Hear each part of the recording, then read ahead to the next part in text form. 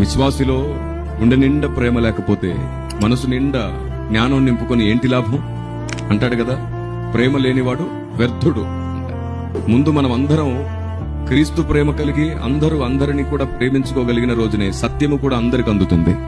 సత్యము కోసం వ్యక్తులను ద్వేషించడం సాతానుకు సహాయం చేయడమే.